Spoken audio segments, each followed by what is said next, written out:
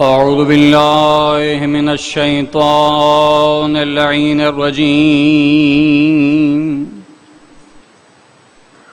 بسم الله الرحمن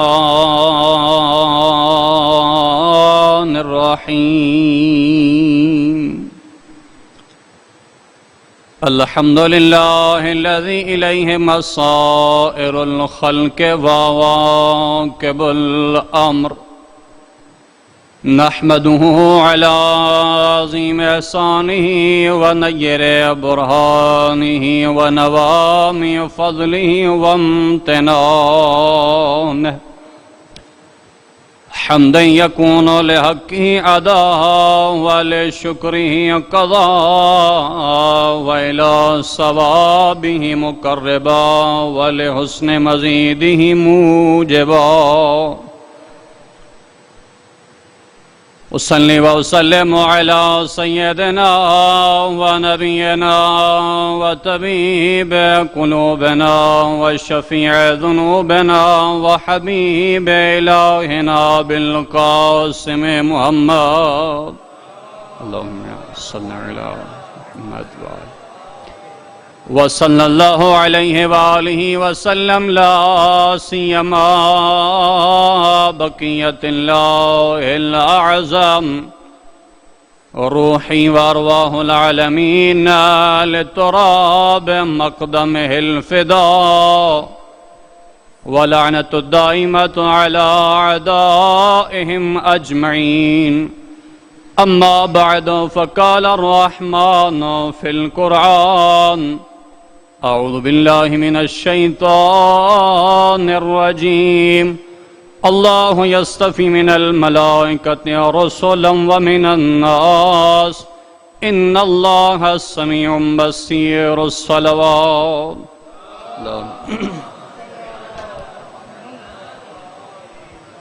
میرے انتہائی محترم و معزز سامعین، اللہ تعالیٰ انسانوں اور فرشتوں میں سے پیغام پہنچانے والوں کو منتخب کرتا ہے. یقیناً اللہ خوب سننے والا، خوب بصارت رکھنے والا ہے. کل گفتگو یہاں تک پہنچی تھی کہ پروردگار عالم نے انتخاب کا اختیار اپنے پاس اس لیے رکھا کیونکہ وہ ذات وجود کی آوازوں کو سنتی ہے. جو وجود کی آوازوں کو نہ سن سکے، انتخاب کا اختیار اس کے پاس نہیں ہو سکتا. جنگ احد میں حضور سرور کائنات صلی اللہ علیہ وآلہ وسلم اللہم صلی علی محمد کہ چند صحابہ شہید ہو گئے اور کچھ زندہ بچ گئے. آپ ان کے پاس آ کے کھڑے ہو کے باتیں کرنے لگے جو شہید ہو گئے تھے. فرمانے لگے: کیف وجدتم قول لا الہ الا اللہ، تم نے لا الہ الا اللہ کے کلمے کو کیسے پایا؟ جو زندہ تھے ان میں سے ایک صحابی آ کے عرض کرنے لگتا ہے: یا رسول اللہ، یہ تو شہید ہو چکے ہیں، اس دنیا سے جا چکے ہیں، آپ ان سے باتیں کر رہے ہیں، یہ آپ کی باتیں سن رہے ہیں؟ جنگ احد تقریباً 3 ہجری کا واقعہ ہے. 13 سال مکے کی زندگی، 3 سال یہ زندگی حضرت محمد مصطفیٰ احمد مجتبیٰ جیسے استاد کے رہنے کے پاس بھی جس انسان کو یہ پتہ نہ چل سکا ہو کہ محمد مصطفیٰ کی ذات وہ ذات ہے جس کی باتیں زندہ بھی سنتے ہیں اور جو اس دنیا سے چلے جائیں وہ بھی سنتے ہیں. اور حضور سرور کائنات نے یہ نہیں فرمایا کہ ہاں میری باتیں سن رہے ہیں، آپ نے کمال کا جواب دیا. ارشاد فرماتے ہیں: ہوا اسمع منک، یہ صرف سن نہیں رہے بلکہ تم سے زیادہ سن رہے ہیں. انتخاب کا اختیار اس کے پاس ہونا چاہیے جو وجود کی آوازوں کو سن سکتا ہو، جس پر اعتماد کیا جا سکے. جو قابل بھروسہ ہو۔ جب سورۃ براءت نازل ہوئی، حضور سرور کائنات نے ایک صحابی کو بھیجا، جائیے جا کے تلاوت کیجئے۔ جبرائیل امین نازل ہو گئے، یا رسول اللہ یہ آیتیں یا تو آپ خود لے کے جائیں یا اس کو دیں جو آپ میں سے ہے۔ مرسل اعظم نے وہ آیتیں علی امیر المؤمنین علی ابن ابی طالب کو دیں۔ حضرت علی ابن ابی طالب وہ آیتیں لے کر خانہ کعبہ کی چھت پہ چڑھ کر فرماتے ہیں ان اللہ بریء من المشرکین ورسولہ، بے شک اللہ اور اس کا رسول مشرکین سے بیزار ہیں۔ اگر آپ کے مرکز میں آ کر کوئی آپ کے خلاف بولے، نتیجہ کیا نکلے گا آپ سب اچھی طرح جانتے ہیں۔ وہاں بھی نتیجہ وہی نکلا جو نکلنا تھا۔ عرب مشرکین مکہ کے انہوں نے تلواریں نکالنا شروع کر دی اور کہا یا علی آپ سے باتیں کیسے کرنی، آپ سے مصالحت کیا کرنی، آپ ہمارے مرکز میں آ کر ہمیں کہہ رہے ہو کہ اللہ ہم سے بیزار ہے، اللہ کا رسول ہم سے بیزار ہے، نیچے آئیے آپ سے جنگ کرنی ہے۔ یہ وہ للکار تھی جس کا علم اسے تھا، اس لیے علی کو بھیجا تاکہ اس سے ڈٹ کر مقابلہ کر سکے۔ علی ابن ابی طالب خانہ کعبہ کی چھت سے نیچے اترے، تلوار نیام سے نکال کر فرماتے ہیں لو تظاہرت العرب علی قتالی لما ولیتو، تم تو صرف عرب کے مشرکین ہو، اگر تمام دنیا کے مشرکین کو ملا لو تو بھی علی پیٹھ دکھانے والا نہیں ہے۔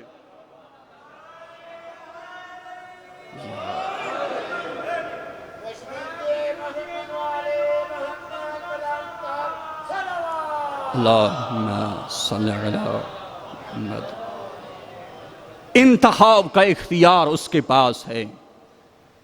ارشاد باری تعالی ہو رہا ہے اذهب الى فرعون انه طغى، اے میرے موسیٰ کلیم اللہ جائیے فرعون کے پاس، وہ سرکش ہو گیا ہے۔ حضرت موسیٰ علیہ السلام نے سوالات کرنا شروع کر دیے، رب اشرح لی صدری ویسر لی امری واحلل عقدۃ من لسانی یفقہوا قولی واجعل لی وزیرا من اہلی ہارون اخی واشدد بہ ازری واشرکہ فی امری۔ یا اللہ میرے سینے کو کھول دے، میری زبان کو طاقت دے، ہارون کو میرا وزیر بنا دے۔ ایک اور مقام پہ ارشاد باری تعالیٰ ہو رہا ہے، سورۃ قصص میں ہے، حضرت موسیٰ نے فرمایا یا اللہ ہارون کو بھی میرے ساتھ بھیجئے، ہوا افصح منی، وہ بولنے میں مجھ سے زیادہ فصیح ہے۔ توجہ، وہ بولنے میں مجھ سے زیادہ فصیح ہے۔ اللہ تعالیٰ نے حضرت ہارون کو نہیں بھیجا، حضرت موسیٰ علیہ السلام کو اپنا خاص نمائندہ بنا کر بھیجا۔ وہ اس لیے کیونکہ ہم سمجھتے ہیں نا کہ حضرت ہارون علیہ السلام زبان کے اعتبار سے فصیح تھے، لیکن صرف فصاحت معیار نہیں ہوتی، یہ ہمارے کم عقلی ہے، کیونکہ اللہ کے ہاں صرف فصاحت رسالت کے لیے معیار نہیں ہے، بلکہ بردباری اور برداشت بھی ہونی چاہیے۔ جب فرعون جیسا بے ادب انسان انا ربکم الاعلی کی دعویٰ کرے تو اس کے مقابلے میں ڈٹ کر کھڑا ہونے والا انسان ہو، اس کے مقابلے میں ڈٹ کر مقابلہ کر سکے۔ ان واقعات سے ہمیں بھی درس ملتا ہے، ہمارے معاشرے کا عالمیہ بھی یہی ہے۔ پوری توجہ میری جانب ہے بھی رہے بھی، جس کی زبان تھوڑی چلتی ہو، شعلہ بیان ہو، آگے پیچھے لوگ ہوں، شہرت ہو، ہم سبھی اس کے پیچھے چل پڑتے ہیں۔ بھائی دیکھو تو صحیح، وہ آپ کا وقت لے رہا ہے، 1 گھنٹہ سوا گھنٹہ آپ کا وقت لے رہا ہے، اس گھنٹے کے اندر آپ کو دے کیا رہا ہے؟ اس بات پہ غور کرنے کی ضرورت ہے میرے عزیزو۔ حضرت موسیٰ علیہ السلام نے کیا فرمایا؟ یا اللہ ہارون کو میرے ساتھ بھیج دیجئے، وہ مجھ سے زیادہ فصیح ترین ہے۔ ہم کہیں گے اے موسیٰ آپ پہ کتاب اتاری گئی ہے، آپ رسالت کے منصب پہ فائز ہیں، آپ کلیم اللہ نبی ہیں، پوری توجہ چاہتا ہوں، آپ کلیم اللہ نبی ہیں، خود اعلان کر دیں کہ ہارون میرا بھائی ہے، ہارون میرا وزیر ہے۔ حضرت موسیٰ علیہ السلام کی جانب سے جواب آئے گا یہ اختیار میرا نہیں ہے، نمائندہ بنانا اس کا اختیار ہے۔ جب کلیم اللہ جیسا موسیٰ نبی خود اپنا نمائندہ معین نہیں کر سکتا تو تمہیں کس نے اختیار دیا ہے رسول کے جانشین معین کرو؟ یا علی اللہم صلی علی محمد۔ انتخاب کا اختیار صرف اسی کے پاس ہے، اور جو اس نے منتخب کیے ہیں کمال کے منتخب کیے ہیں۔ حضرت یوسف علیہ السلام خدا کے خالص ترین بندے تھے، ان کی خالصیت کی یہی سب سے بڑی دلیل ہے کہ کہا یا اللہ ان دنیا کی لذتوں سے میرے لیے زندان صحیح ہے۔ خدا کے بندے وہ ہوتے ہیں جو دنیا کو اپنا مرکز نہیں بناتے، ان کی نگاہ میں صرف پروردگار عالم کی رضایت منظور نظر ہوتی ہے۔ حضرت یوسف علیہ السلام کے ساتھ کیا ہوا؟ عورت نے 7 دروازے بند کر دیے۔ حضرت یوسف علیہ السلام آگے بڑھنے لگے، خدا پہ یقین تھا، توکل تھا، جیسے ہی آگے بڑھتے گئے دروازے کھلتے گئے، کیونکہ حضرت یوسف علیہ السلام کا ارادہ پکا تھا، دل کے ساتھ چاہ رہے تھے کہ میں گناہ نہ کروں۔ پروردگار عالم ارشاد فرماتا ہے جب تم دل سے گناہ نہ کرنا چاہو، گناہ سے بچنا تمہاری ذمہ داری ہے، دروازے کھولنا مجھ اللہ کی ذمہ داری ہے۔ حضرت یوسف علیہ السلام کے لیے سب دروازے کھل گئے۔ آخری دروازہ جب آیا تو بی بی زلیخا اور حضرت یوسف علیہ السلام اور بی بی زلیخا کا شوہر سامنے آ گیا۔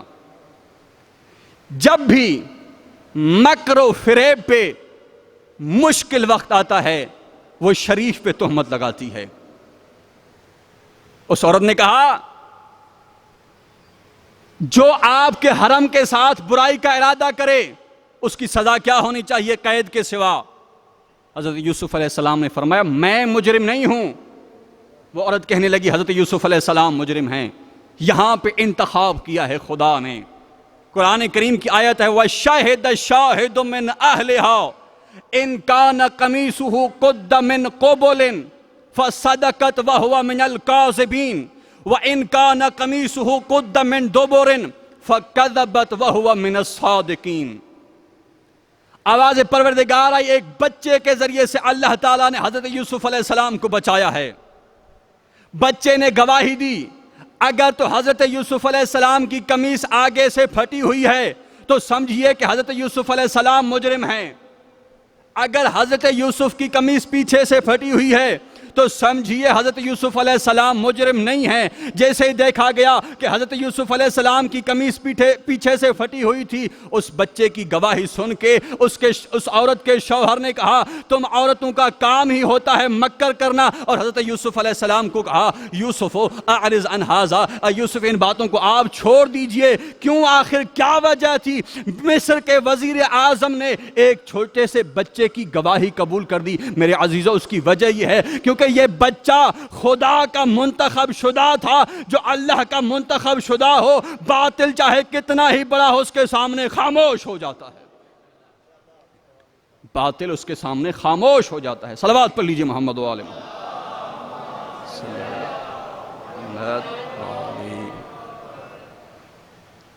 کس کس کو انتخاب کرتا ہے؟ عام طور پر یہ بیان کیا جاتا ہے کہ وہ انتخاب یا رسول کو کرتا ہے یا نبی کو کرتا ہے، باقیوں کو خود ہم منتخب کریں گے۔ لیکن اگر ہم قرآن کریم کے اندر غور کریں، بہت ساری ایسی مثالیں ہمیں ملتی ہیں جو نہ نبی ہیں، جو نہ رسول ہیں، لیکن پھر بھی خدا نے ان کو منتخب کیا ہے۔ آئیے میں کچھ مثالیں آپ کے سامنے عرض کر دیتا ہوں۔ یا مریم ان اللہ اصطفاک وطہرک واصطفاک علی نساء العالمین۔ اے مریم اللہ نے آپ کو چنا ہے، آپ کو پاک رکھا ہے اور آپ کو عالمین کی عورتوں پر چنا ہے۔ اب سوال یہ پیدا ہوتا ہے کیا جناب مریم رسول تھیں؟ کیا جناب مریم نبی تھیں؟ کیا ان پہ کوئی کتاب نازل کی گئی تھی؟ لیکن پھر بھی پروردگار عالم کہہ رہا ہے نا کہ ہم نے مریم کو منتخب کیا۔ توجہ چاہتا ہوں میرے عزیزان محترم، جناب مریم نہ رسول تھیں نہ صاحب شریعت تھیں، نہ نبی تھیں، نہ ان پہ کوئی کتاب نازل ہوئی تھی، لیکن اللہ تعالیٰ نے پھر بھی جناب مریم کو منتخب کیا ہے۔ آخر کس لیے، کون سے کام کے لیے اللہ تعالیٰ نے جناب مریم کو منتخب کیا ہے؟ صرف ایک کام کے لیے اللہ تعالیٰ نے جناب مریم کو منتخب کیا ہے۔ وہ کام کیا تھا؟ حضرت عیسیٰ کو زمین پہ بھیجنے کے لیے اللہ تعالیٰ نے جناب مریم کا انتخاب کیا ہے۔ قرآن کہتا ہے انما المسیح ابن مریم رسول اللہ و کلمتہ، حضرت عیسیٰ علیہ السلام اللہ کے رسول تھے اور اللہ کے کلمے تھے، اللہ کے نشانی تھی، اللہ کی روح تھی۔ پوری توجہ چاہتا ہوں، ایک آیت اللہ، ایک روح اللہ، ایک کلمت اللہ کو اللہ نے بھیجنے کے لیے جناب مریم کا انتخاب کیا۔ ایک کلمت اللہ، ایک روح اللہ، ایک آیت اللہ کو بھیجنے کے لیے اللہ نے جناب مریم کا انتخاب کیا، تو نسل محمد کو بچانے کے لیے اللہ نے سیدہ کا انتخاب کیا۔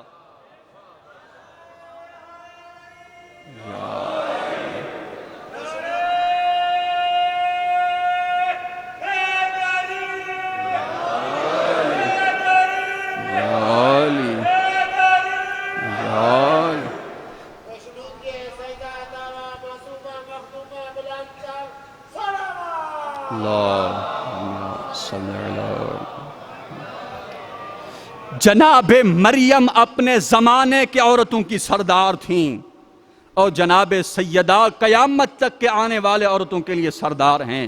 کیا تقابل ہے جناب مریم اور جناب سیدہ کا؟ کسی شاعر نے کیا خوب کہا ہے، مریم کا پدر عمران ہے گر زہرا کا پدر محبوب خدا۔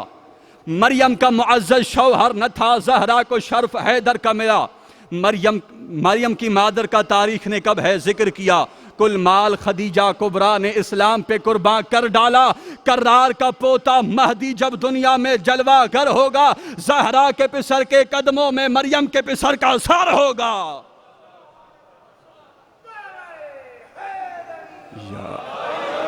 اللہ تعالیٰ نے اللہم صلی علی محمد، اللہ تعالیٰ نے جناب مریم کو منتخب کیا۔ نہ تو وہ نبی تھیں، نہ رسول تھیں، نہ کسی منصب پہ فائز تھیں، صرف حضرت عیسیٰ کو اس دنیا میں لانے کے لیے۔ انشاءاللہ آئندہ آنے والی مجالس میں بیان کروں گا کہ آخر جن شخصیات کو پروردگار عالم منتخب کرتا ہے ان کے پہچاننے کا معیار کیا ہے، کیسے ہم ان کو پہچانے کہ اللہ تعالیٰ نے انہیں منتخب کیا ہے۔ اللہ تعالیٰ نے نسل محمد کو جاری رکھنے کے لیے جناب سیدہ کا انتخاب کیا تھا، لیکن اس دنیا نے جناب سیدہ کی عظمت کو نہ سمجھا۔ بڑی عزیز تھیں جناب سیدہ رسول اللہ کو۔ آپ جب بھی سفر پہ جاتے تھے نا، سب سے آخر میں جناب سیدہ سے وداع کیا کرتے تھے۔ جب بھی سفر سے واپس آتے تھے سب سے پہلے جناب سیدہ سے وداع کیا کرتے تھے۔ لیکن رسول اللہ کے جانے کے بعد آپ کو اتنی اذیتیں دی گئیں، سنو گے جملہ، جس عمر کے حصے میں انسان زندہ رہنا چاہتا ہے، خوشیاں دیکھنا چاہتا ہے، وہاں پہ جناب سیدہ فرما رہی ہیں اللہم عجل وفاتی سریہ، یا اللہ زہرا کو جلدی موت دے دے، اجرکم علی اللہ۔ حضرت بلال نے رسول اللہ کے بعد آذان دینا چھوڑ دی تھی، لا اعزن لأحد بعد رسول اللہ، میں رسول اللہ کے بعد کسی کے لیے آذان نہیں دوں گا۔ ایک دن جناب سیدہ فرماتی ہیں بلال، میرا دل کہتا ہے میں اپنے بابا کے مؤذن کی آذان سنوں۔ حضرت بلال نے آذان دینا شروع کر دی، فرمایا اللہ اکبر۔ جب جناب سیدہ نے اللہ اکبر کی صدا سنی، ذکرت اباہ و ایامہ، جناب سیدہ کو اپنے بابا یاد آ گئے، اور وہ دن یاد آ گئے جب بابا اٹھ اٹھ کے استقبال کیا کرتے تھے۔ جب جناب بلال نے کہا اشہد اللہ الہ الا اللہ، جناب سیدہ غش کر کے زمین پہ گر گئیں، لوگ دوڑ کے آ گئے، بلال آذان بس کر دیجئے، رسول کی بیٹی اس دنیا سے چلی گئی ہے۔ اجرکم علی اللہ. بس عزاداران جناب سیدہ. ایک دن جناب سیدہ فرماتی ہیں یا علی میرے پاس آئیے، میں کچھ باتیں آپ سے کرنا چاہتی ہوں. یا ابا الحسن لم یبق لی الا رمکم من الحیات. اے علی میری زندگی کا کچھ حصہ باقی رہ گیا ہے. غسلنی فی اللیل دفنی فی اللیل کفنی فی اللیل. یا علی مجھے رات کو غسل دیجئے گا، رات کو میرا جنازہ اٹھائیے گا. ان لوگوں کو میرے جنازے میں نہ آنے دینا جنہوں نے میرا پہلو زخمی کیا تھا. علیک بالحسن والحسین. یا علی میرے حسنین کا خیال رکھیے گا. میں کہوں گا بی بی آپ اور علی کے جانے کی دیر تھی، حسن کو زہر مل گیا، ان کے جنازے میں تیر لگے، حسین کا جنازہ تیروں پہ تھا. اجرکم علی اللہ. بس عزاداران جناب سیدہ اس دنیا سے چلی گئیں. علی امیر فرماتے ہیں آئیے جناب سیدہ کی اولاد اپنی ماں سے آخری وداع کیجئے.